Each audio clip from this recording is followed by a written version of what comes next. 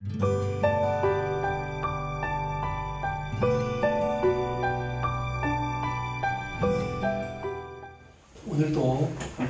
이 자리에 와서 하나님을 예배하며 것을 감사합니다.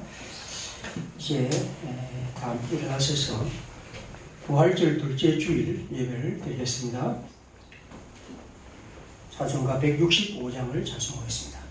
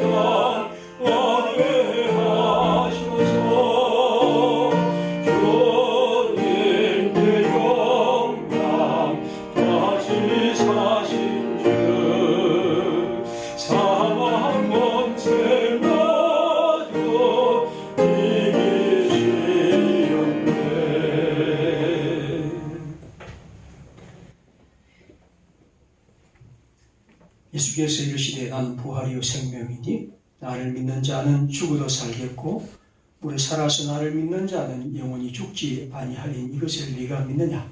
이르되 주여 그러하외다. 주는 그리스도시요 세상에 오신 하나님의 아들이신 줄을 내가 믿나이다. 아멘.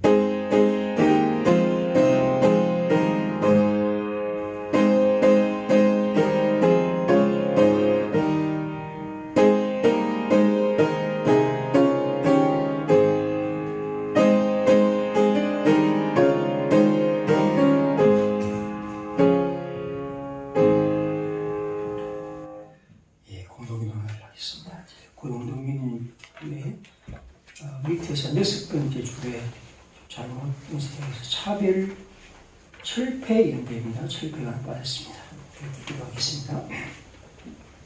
사랑의 하나님, 다같이 모여 예배드리지 못한 지도 여러 날이 흘렀습니다. 얼굴을 보고 다독이며 함께 기도하고 말씀 나누는 생활이 그립습니다. 건강한 인간의 삶이란 모이고 만나며 서로의 체온을 느끼는 것일 텐데 경계와 두려움이 섞인 사회적 거리두기란 말이 우리 시대의 예절이 되었습니다. 주님, 코로나 바이러스란 눈에도 보이지 않는 한갓 작고 단순한 물질 앞에서 두려워 떠는 우리 인간이 얼마나 나약한 존재임을 다시 깨닫습니다. 그래도 인간은 자신이 지구의 주인인 양 어스대고 이웃되는 것이면 무엇이나 훼손하는 정복자처럼 행세해 왔습니다. 저희의 오만한 생각과 행동을 회개합니다. 이런 어려운 때에 관심 가져야 할 이들을 생각합니다. 질병의 최전선에서 싸우는 의료인들에게 큰 힘 주시길, 환자들에게는 신속하고 적절한 도움과 치료가 있기를, 자가격리로 외로움을 겪는 이들에게는 위로가 있기를, 소득이 사라져 생계에 어려움이 있는 이들에게는 적절한 지원이 있기를 기도합니다. 어려운 이런 때일수록 서로가 공포와 경계심이 아니라 격려와 나눔의 손길이 더 일어나길 기도합니다. 대구 장애인 사회를 철폐연대를 향한 저희의 작은 나눔이 주님의 사랑으로 나타나기를 기도합니다. 주님의 부활, 짙은 어둠 무덤에서 세워놓는 빛처럼 죽음에서 다시 살아나신 새벽을 떠올립니다. 각지에서 예배에 참여하는 모든 평화교회 성도들과 함께 하실 것을 믿으며 예수님의 이름으로 기도드립니다. 아멘. 정리하십니다.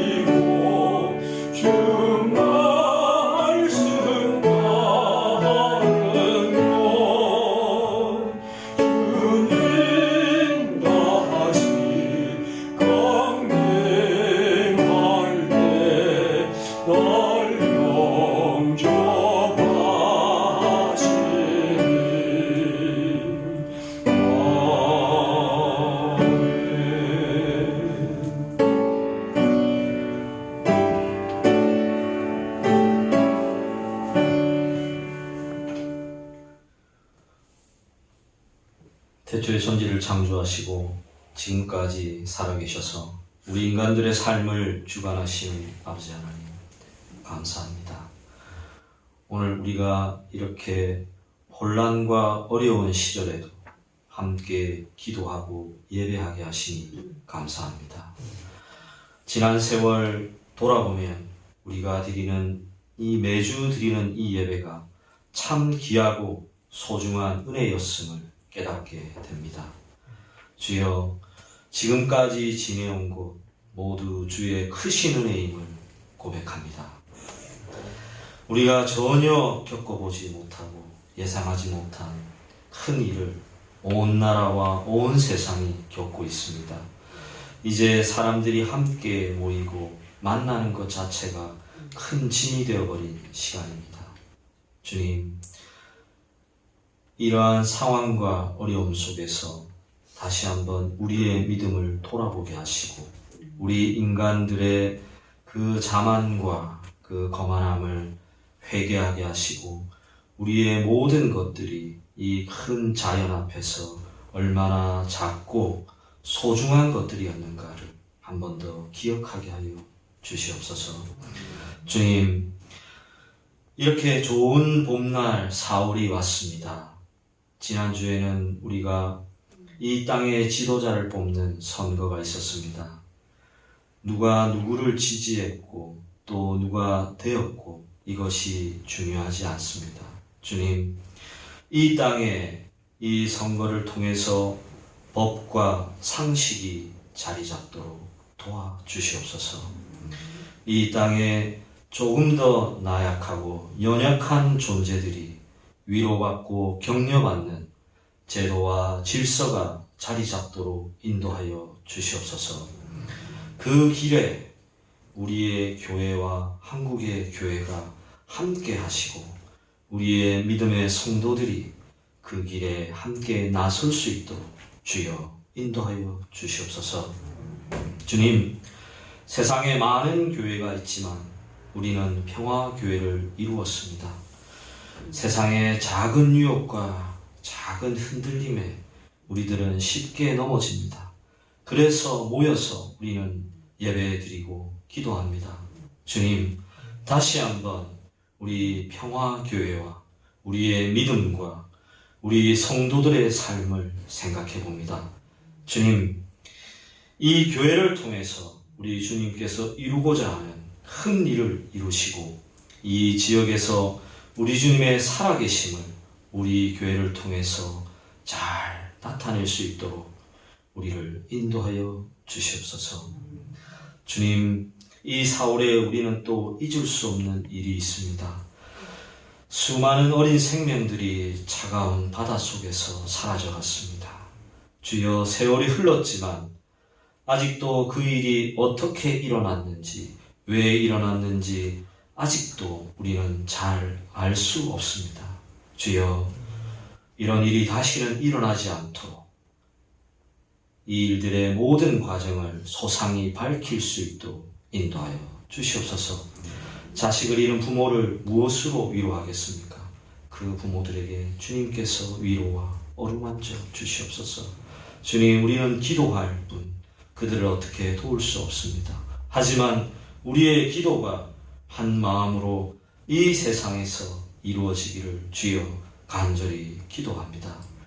주님, 우리 평화교회 어린 생명부터 나이 많으신 어르신들까지 우리가 함께 기도합니다. 우리가 새해 첫날에 가졌던 그 마음과 다짐들을 다시 한번 돌아봅니다.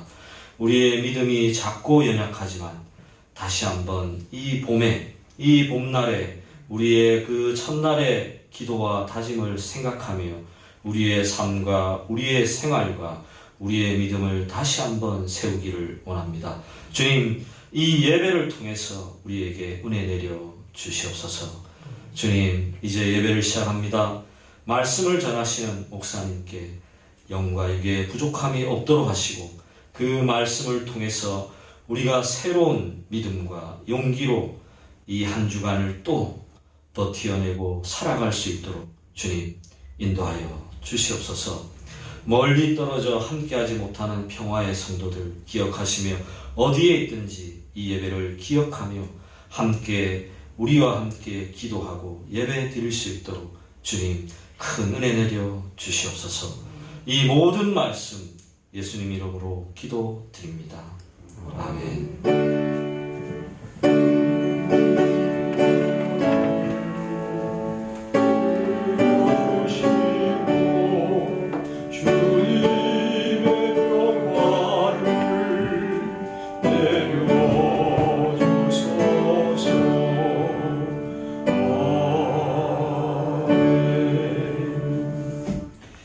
성경 말씀 누가복음 24장 28절부터 35절까지입니다. 누가복음 24장 28절부터 35절입니다.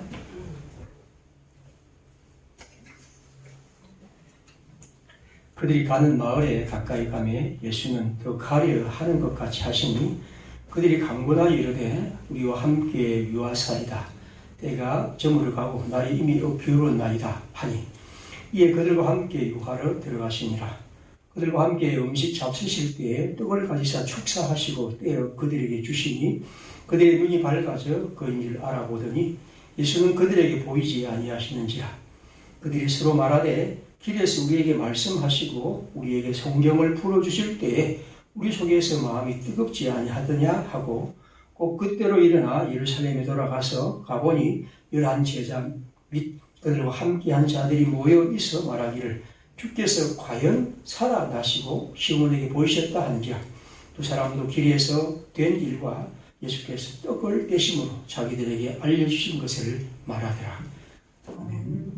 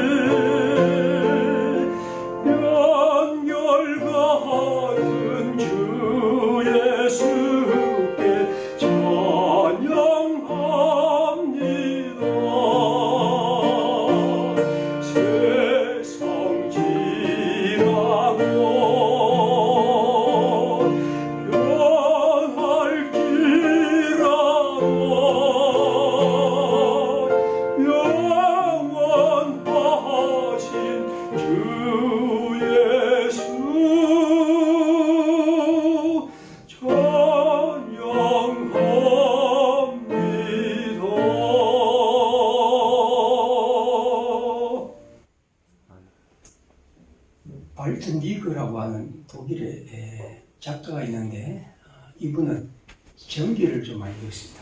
특별히 몇 가지 전기를 제가 읽었는데 그 중에 이 사람이 한 그 책 하나가 뭐냐면 조르주 루오라는 미술가, 이 미술가에 대한 평가를 글렀는데 저는 그 책을 굉장히 잘 열심히 그리고 재미있게 읽은 적이 있습니다. 먼저 루오의 그림 한 편을 소개하죠.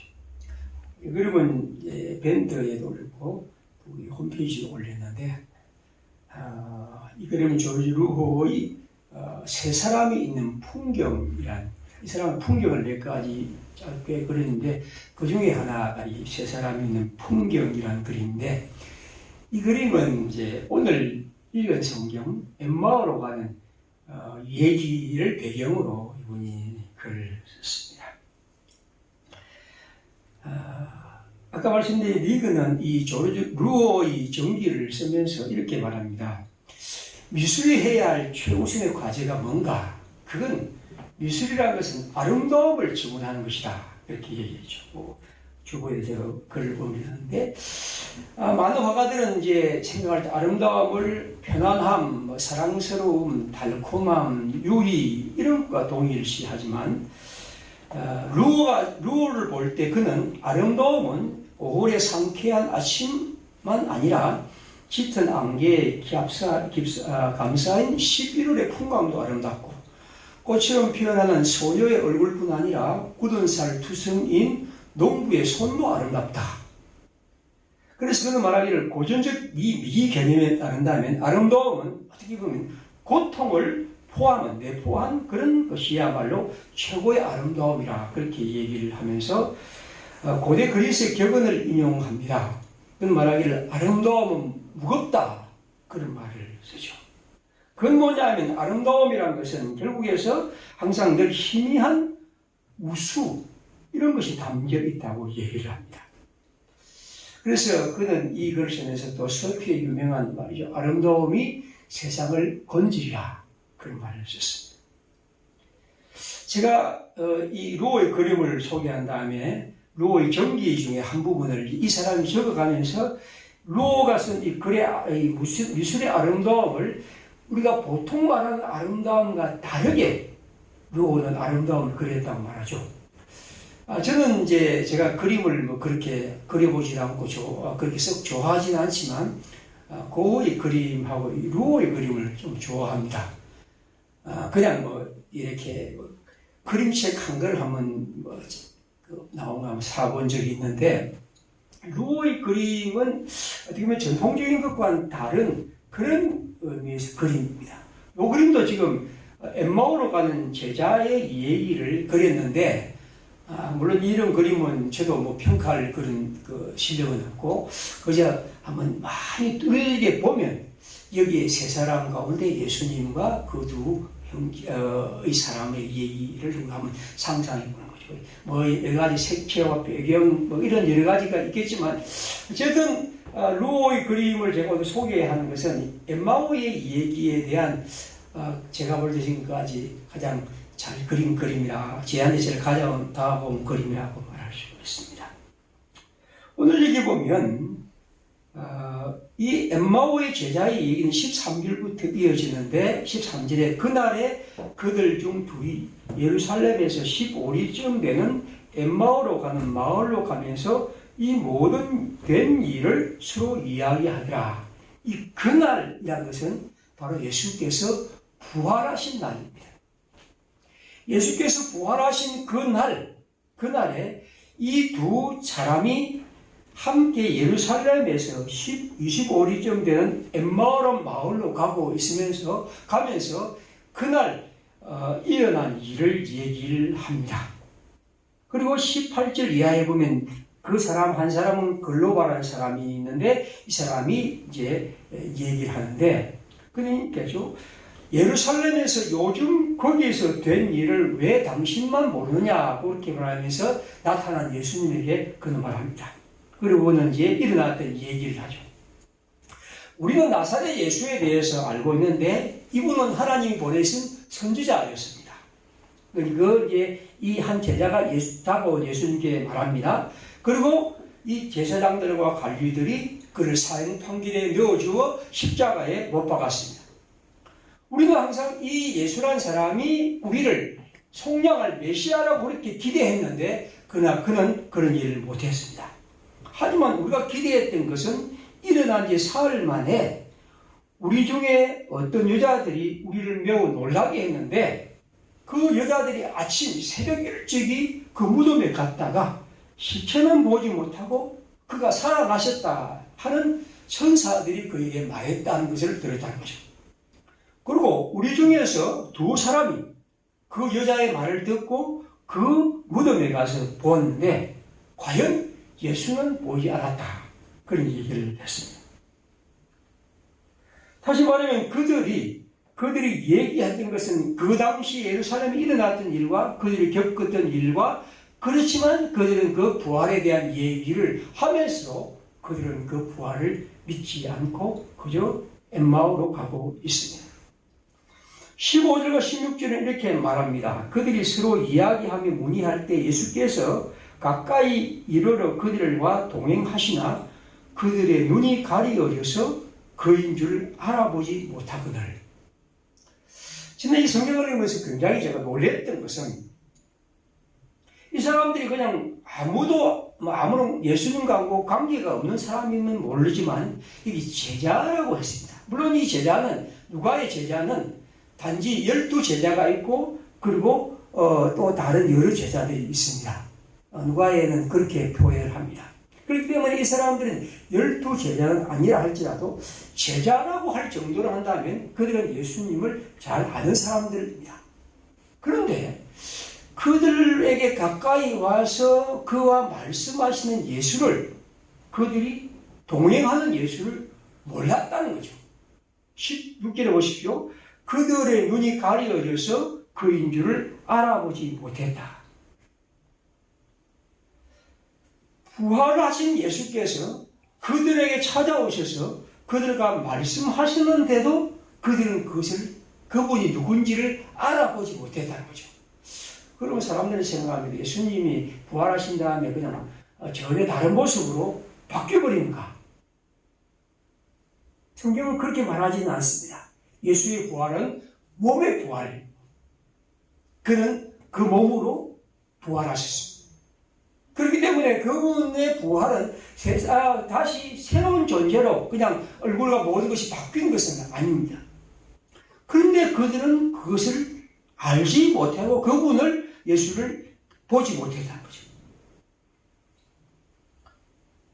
요한복음 20장 13절에 이렇게 됐습니다. 천사들이 이르되 여자여 어찌하여 우느냐? 사람들이 내 주님을 옮겨 그가 어디 두었는지 내가 알지 못함입니다. 이 말을 하고 뒤로 돌이켜 예수께서 서 계신 것을 보았으나 예수인 줄 알지 못하더라. 마리아만큼 예수님을 잘 아는 사람이 있을까요?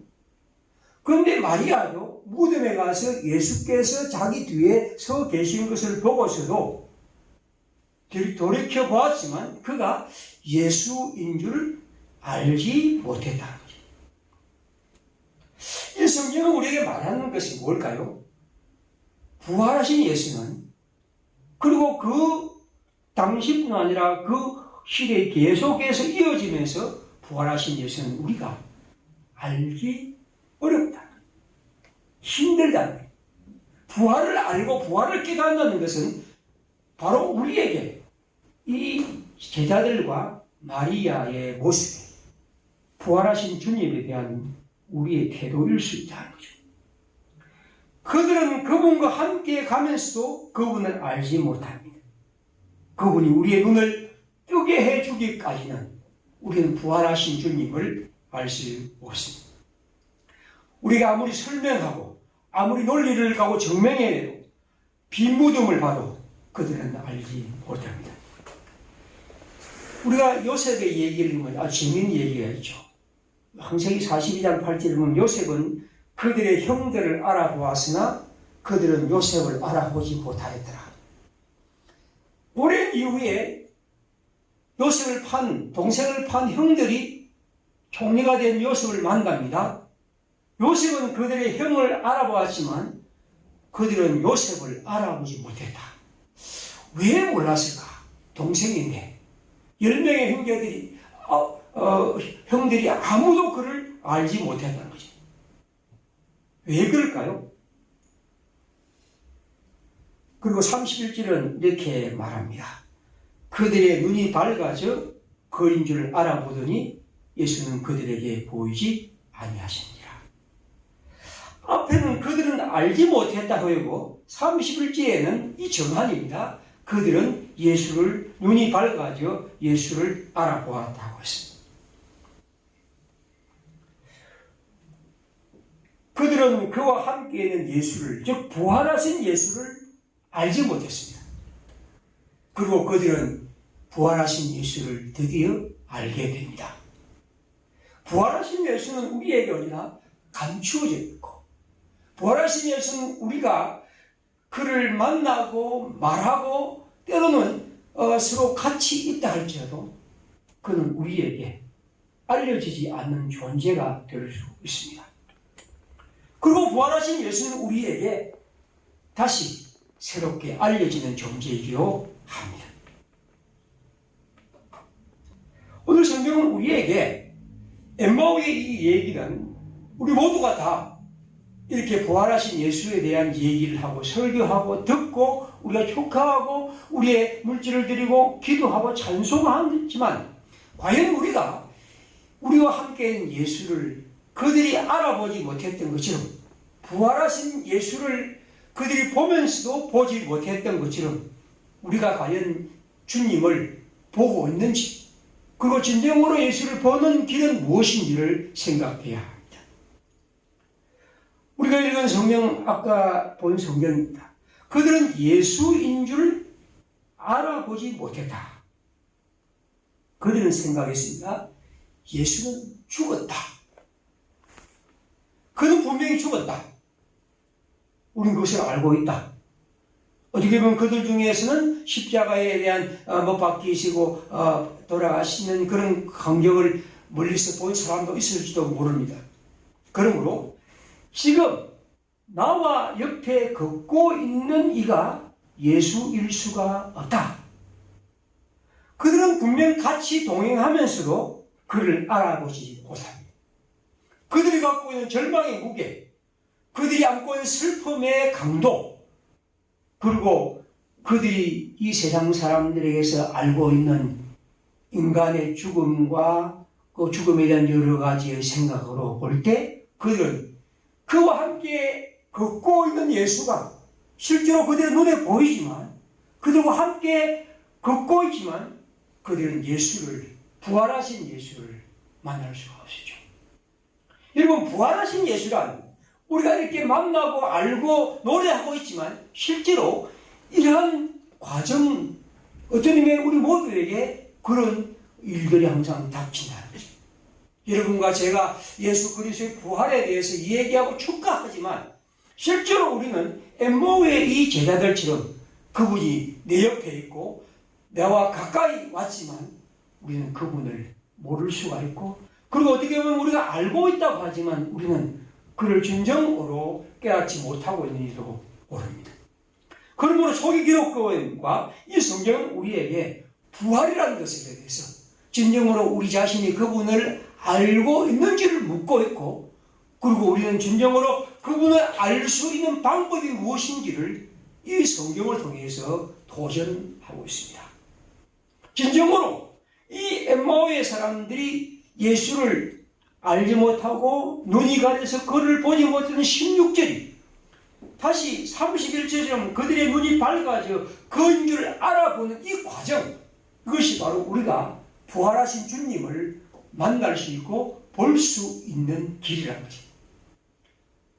성경은 우리에게 예수 그리스도의 부활은 뭐 이상한 세마포가 어떠니 무덤이 어떠니 이런 얘기가 아니고 진정으로 부활을 만날 수 있는 길이 이 엠마오에 찾아오셔서 그들과 말씀하시며 그들에게 당신 자신의 부활을 실제로 알게 하고 깨닫게 하시던 주님의 마음.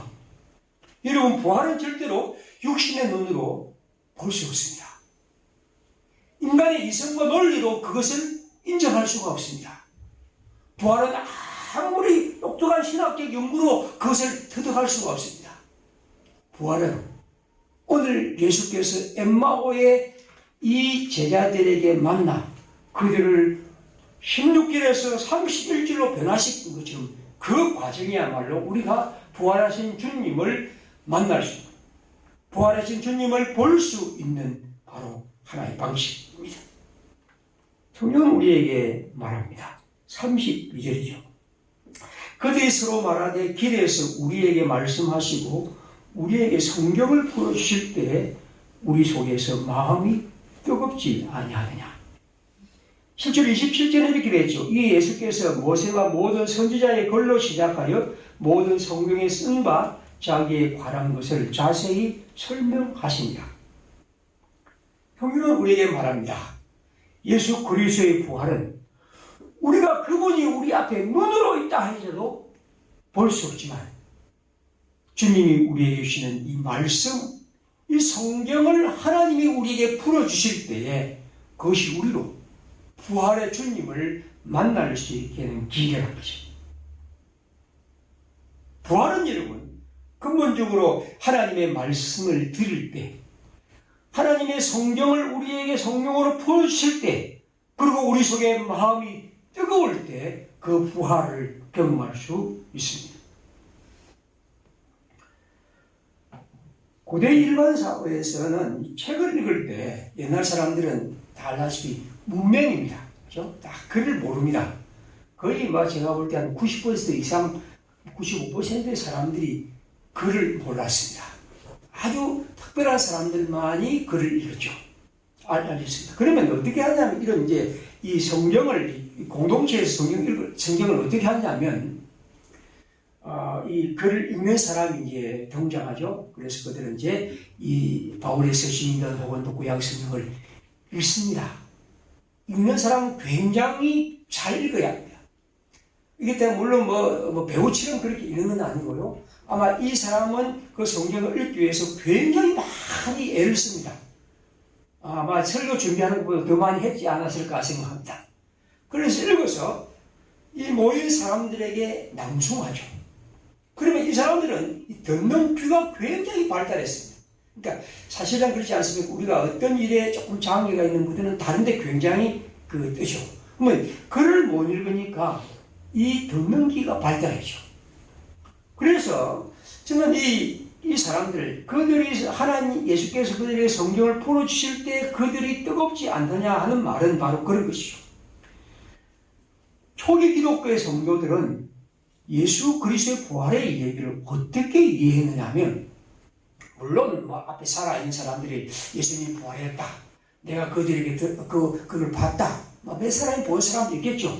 그러나 그런저런 얘기를 듣고서도 부활에 대한 얘기를 했고, 요즘 말하는 간증 해가지고 난 체험했다. 근데 제가 볼 때는 이 성경이 말하는 것은 초기 기독교의 사람들은 오히려 그것보다도 하나님의 말씀이 그들에게 낭송하고 그 말씀을 들을 때 그들이 하나님의 부활에 대한 생각을 또 신앙을 가지는 것이죠. 초기 기독교의 성도들은 바로 이 문서들을 큰 소리로 읽을 때 들었고, 그걸 통해서 그들은 하나님에 대한 또 그리스도의 부활을 새롭게 깨닫게 된 거죠. 여러분, 우리가 부활에 대한 것이 혹시 의심스럽고 내가 그것을 받아들이고 못한다고 생각한다면 단 하나의 방법이 있습니다. 이 성경처럼 그 말씀을 들으랴.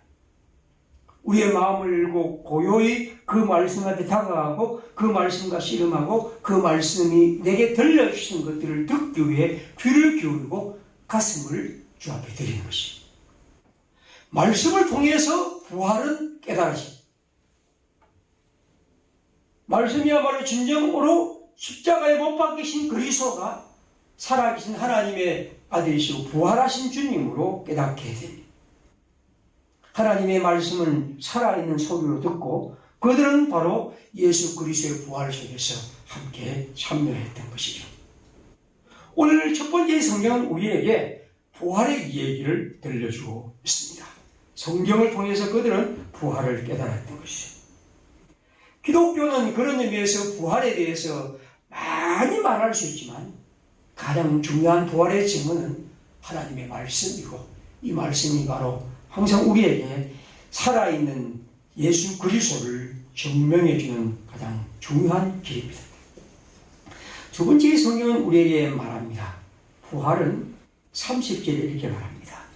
그들과 함께 떡을 잡수실 때에 떡을 가지사 축사하시고 떼어 그들에게 주시니 그들의 눈이 밝아져 그인 줄 알아보더니 예수는 그들에게 보이지 아니하시니라. 그들이 예수를 알아보았던 부활하신 주님을 보게 되었던 것은 주님이 그들에게 떡을 주시고 그 떡을 먹을 때입니다. 보통 우리는 이것을 성찬식이라고 그렇게 부르죠. 떡을 떼는 것, 성만찬입니다. 성만찬은 그런 의미에서 하나님의 아들 부활하신 주님을 만나는 중요한 우리의 방식. 성만찬을 통해서 우리는 그것을 기억하고 알게 됩니다.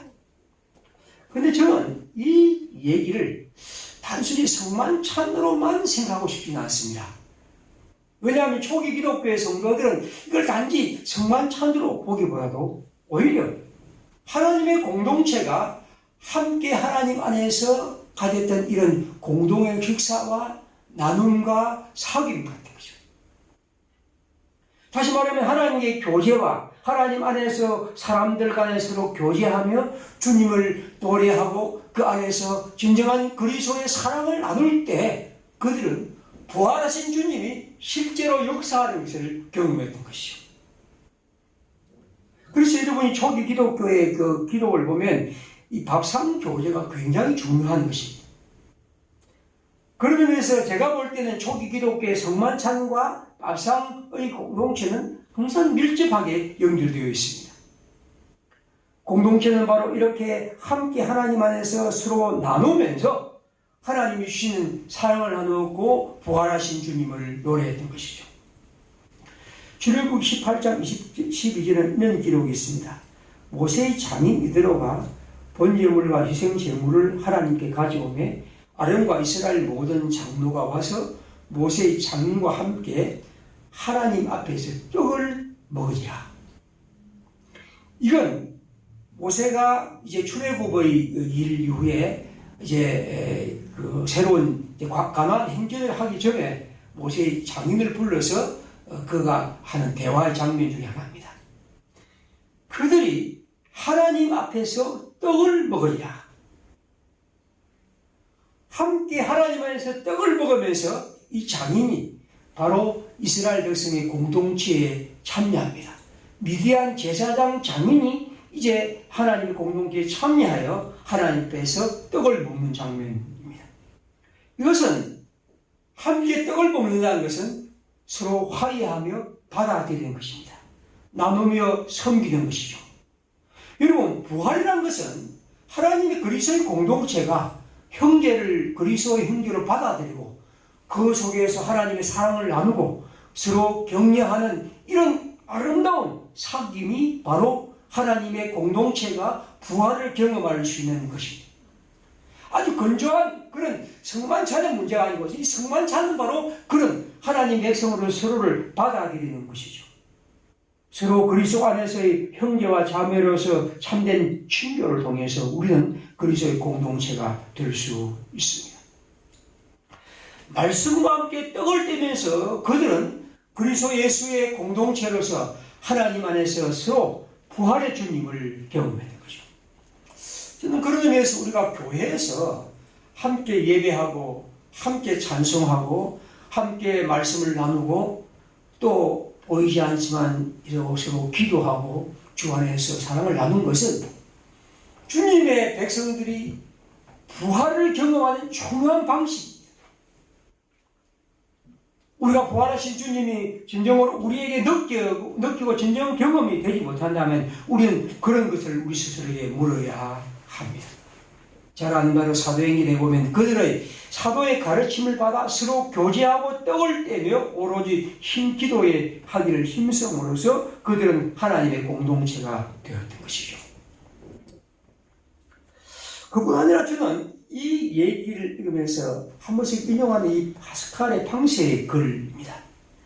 예수 그리스도가 사람들 가운데에서 알려지지 않았던 것처럼 그분의 진리도 겉모습으로는 아무 차이 없이 보통의 의견들 가운데 섞여 있다. 이와 같이 성체, 거룩한 빵과 포도주도 보통의 빵 가운데 들어있다. 이게 뭐냐면 여러분 예수 그리스도가 사람들 가운데 전혀 알려지지 않는 존재였습니다. 그저 그는 그러한 사람이었습니다. 그래서 사람들은 그 진리를 잘 알지 못했지만 그분은 진정한 진리와 생명으로 계셨습니다. 그래서 그분에 대한 얘기는 그냥 모든 족보 가운데 한 족보로 그냥 그렇게 있습니다. 이와 같이 거룩한 떡, 거룩한 빵도 보통의 빵, 일상의 빵 가운데 있다는 거죠. 근데 이 말이 뭘까? 파스칼은 굉장히 특별한 이 성경에 대한 그 통찰이 있는 사람인데, 제가 이 성경을 읽으면서 어떤 게 생각했냐면, 마태복음 25장에 있는 말씀이 생각났습니다. 다시 말하면, 의인들과 양과 염소의 비유에서 의인들이 천국에 들어가자고 말하니까 그가 이렇게 말합니다.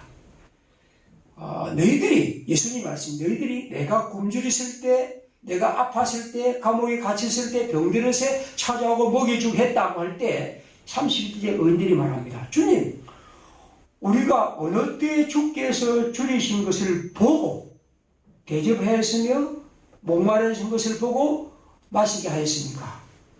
그들은 한 번도 주님을 본 적이 없다는 겁니다. 똑같이 얘기합니다. 44절에 보면 멸망에 들어갈 사람들이 말합니다. 주여, 우리가 어느 때 주께서 줄이신 것이나 목마르신 것이나 나그네 된 것이나 헐벗은 것, 병드신 것을 보고 공양하지 않았습니까? 그들은 한 번도 예수를 본 적이 없다는 거죠. 그런데 예수님은 너희들이 나를 보고 그 일을 했다는 겁니다. 어려워 어떤 사람은 나를 보고서도 면했다는 겁니다. 여러분, 거룩한 빵은 일상의 빵 속에 있습니다. 우리가 성찬식을 단지 한 특별한 형식으로만 존재하는 것이 아니고 바로 우리가 이 세상에서 그리스도의 사랑과 주님의 그 은혜를 이 세상 사람들에게 나누는 그런 자리, 오늘 여기 주님 말씀처럼 굶주리고 목마르고 배고프고 나그네 되고 헐벗은 사람들과 함께하는 이런 일상적인 우리의 삶이 바로 그리스도의 빵을 나누는 그런 귀중한 일이라는 거죠. 여러분, 부활하신 주님은, 성만찬에서 우리 속에 나타나는 주님은 어떻게 만날 수 있냐 하면 바로 이러한 우리의 형제들의 사귐 속에서, 그리고 이 사귐을 통해서 우리가 이 땅에서 그리스도의 진정한 사랑과 은혜를 이 세상의 힘겨운 사람들과 나누는 이 속에서 우리는 예수 그리스도의 부활을 참여할 수 있습니다. 여러분, 왜 우리가 절기 때마다 우리 하면 1년에 3번 정도의 절기에 우리 교회가 이렇게 항상 우리 이웃들, 우리 주위에 있는 사회적 약자와 같은 이런 사람들이나 이런 사람들과 함께하려고 헌금하고 이렇게 합니까? 이번에는 우리가 참 대구 장애인 차별 폐지 연대와 함께 하려 하냐? 이건 뭐냐면 부활하신 주님을 증언하는 방식. 부활하신 주님은 우리가 노래를 잘 부른다고 혹은 우리가 뭐 이러저렇게 모인다고 하는 것이 아니라 주님을 만날 수 있는 것, 우리의 눈이 열려 부활하신 주님을 경험할 수 있는 것은 바로 주님의 사랑과 은혜를 이러한 사람들과 나누는 것 속에서 가능하다는 거죠. 우리가 하나님의 사람들로서 언제나 기억해야 할 것은 부활은 무슨 스펙터클처럼 아주 웅장하게 멋지게 나타나지 않습니다. 그 부활은, 예수의 부활은 그저 조용히 한 예루살렘의 무덤 안에서 조용히 아무도 모르게 그렇게 일어났습니다. 그리고 그 부활을 경험한 사람들 통해서 천천히 서서히 일어나 오늘 우리에게도 그 생명의 복음이 전해지는 것이죠. 그 부활을 경험한 사람들은 하나님의 사랑을 나누고 그 부활을 더 증언하고 그 부활이 그 속에 살아있고 그 부활을 통해서 그리스도의 살아계심을 증언했던 것이죠. 사랑하는 여러분, 오늘 우리들의 과제는 그렇습니다. 우리 모두는 부활을 이 엠마오의 제자들처럼 그분이 내 옆에 있다 할지라도, 내 곁에 바로 곁에 계신다 할지라도 우리는 그분을 부활하신 주님을 볼 수 없습니다. 그것은 우리의 손 감각으로도, 우리의 눈의 시력으로도, 우리의 가슴의 어떤 뜨거움으로도 그분을 만날 수 없습니다. 부활하신 주님을 만날 수 있는 길은 오늘 주께서 말씀하신 것처럼 주의 말씀을 들으려는 진실한 자세, 그 말씀 앞에서 우리 자신을 내어놓는 참된 태도, 그리고 하나님 안에서 그리스도의 사랑으로 서로 형제끼리 떡을 나누며 형제를 품고 기도하는 마음과 그 속에서 경외한 주님의 사랑과 그리고 나아가 그걸 통해서 우리의 연약한 이웃들과 함께하는 우리의 빵을 나누는 그 삶을 통해서 우리는 부활의 주님을 우리의 시력이나 우리의 손의 촉감이 아닌 생명의 마음으로 만날 수가 있습니다. 부활하신 주님은 오늘 우리에게 엠마오의 이 형제들에게 오신 것처럼 찾아오십니다. 그분은 찾아오셔서 우리의 무딘 감각을, 우리의 흐린 눈을 진정으로 뜨게 하고 새롭게 하기를 원하십니다. 그것은 바로 우리가 하나님의 말씀과 하나님의 사랑과 사귐을 통해서 하는 것이죠. 오늘 제가 그 주보에 소개한 이현주 목사의 시 한 수. 산에서 혹은 거친들에서 당신은 우리보다 먼저 나그네 되어 우리가 길을 떠났을 때 말없이 동행해 주었습니다. 가늠한 여인 앞에서 당신은 우리보다 먼저 침묵이 되어 우리가 말을 잃었을 때 휘파람을 길게 불어주었습니다. 해골산 골짜기에서 꼭대기에서 당신은 우리보다 먼저 절망이 되어 우리가 꿈을 잃고 무너졌을 때 넉넉하게 받아 안아주셨습니다. 잠시 빌린 부자의 무덤에서 당신은 우리보다 먼저 죽음이 되어 우리가 마지막 숨을 거두었을 때 두 눈을 고이 감겨주었습니다. 그날 새벽 눈부신 동산에서 당신은 마침내 우리보다 먼저 일어나 우리가 아직 어둠 속에 누워있을 때 잠든 태양을 흔들어 깨웠습니다. 사랑하는 형제 여러분, 말씀을 사랑하며 형제의 사귐 가운데 있을 때 부활하신 주님을, 찾아오신 주님을 우리는 만날 수 있습니다. 그분은 부활하셨고 그분은 찾아오셨습니다. 그분은 우리에게 말씀을 주셨고 그분은 우리에게 떡을 주시며 우리의 눈을 밝혀주셨습니다. 부활하신 주님을 만나며 용기와 힘으로 이 어려운 시기를 이겨나가며 그리고 우리의 삶이 하나님의 부활을 증언하는 사람으로 힘있게 살아가기를 기대합니다. 우리 함께 시간 기도하겠습니다. 우리가 항상 하나님의 사람들로서 부활의 주님을 믿고 확신하며 부활의 증언으로 살아갈 수 있도록 주님 함께 해주옵소서. 우리 함께 시간 기도하겠습니다.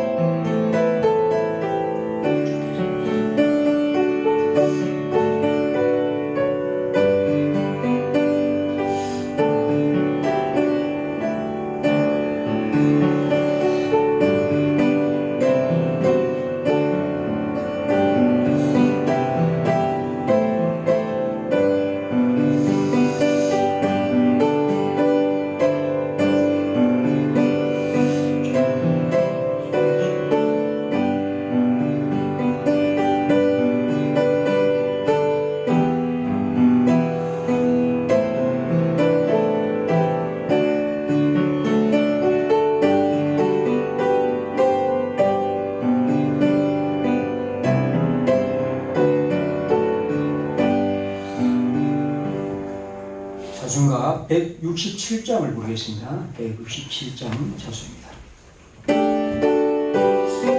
자수 부르면서 지난주일과 오늘 주일 부활주일 점검을 드리기 위해서니까 혹시 지난주일 안 드리신 분은 부활주일 한 분 함께 드리시기 바랍니다. 167장입니다.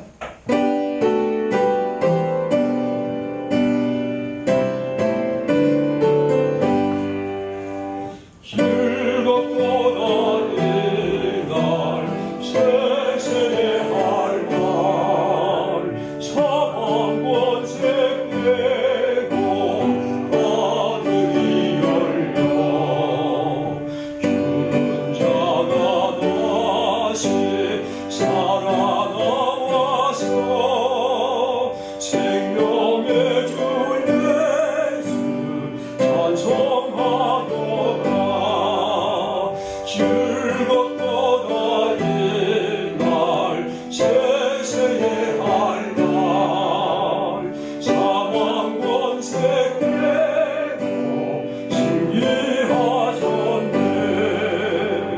부활하신 주님 나타나시니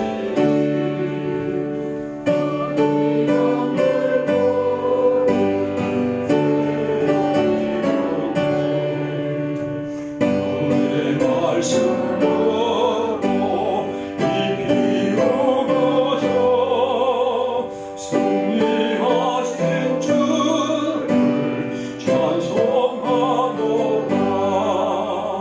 소리로 쏟아 이날 세세할 날 사망 권세 깨고 승리하셨네.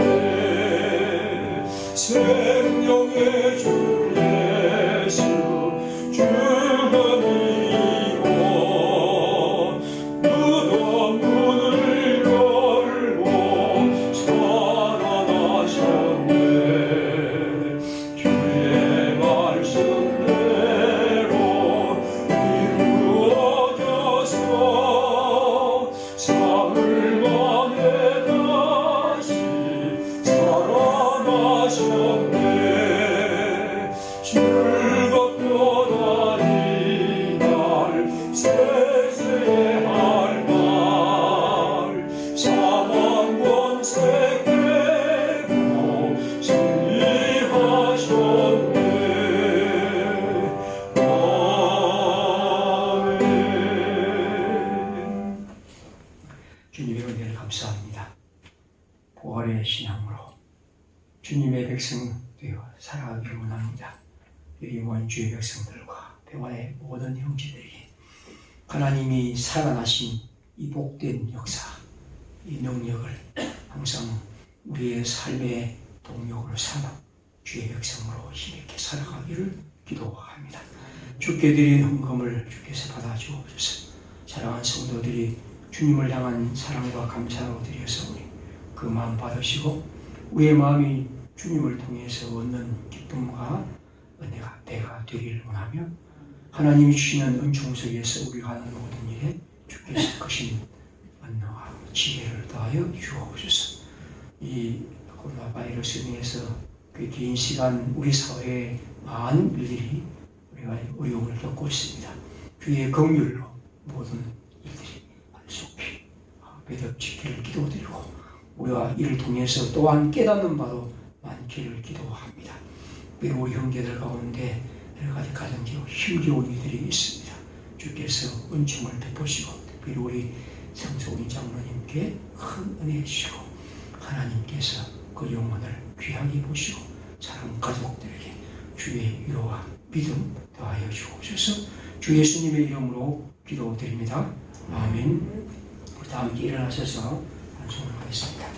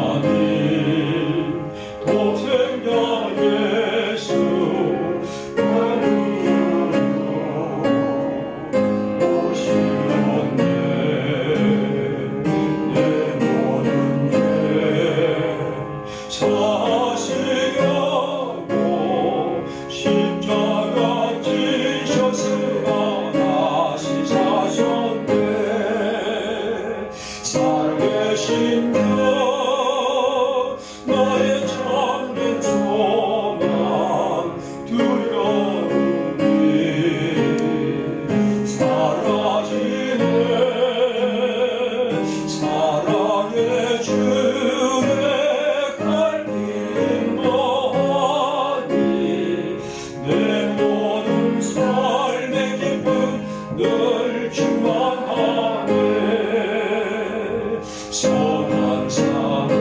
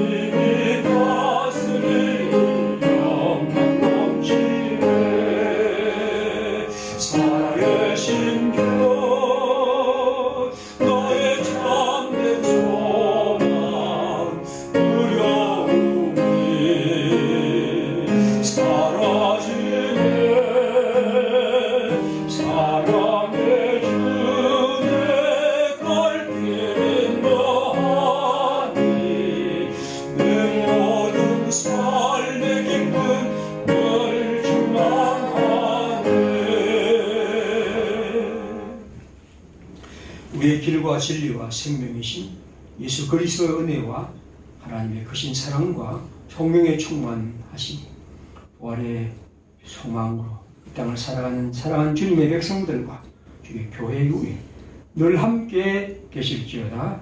아멘.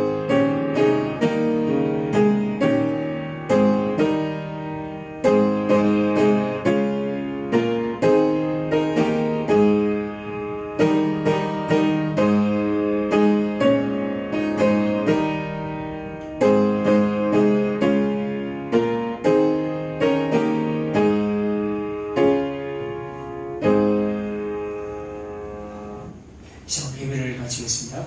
감사합니다.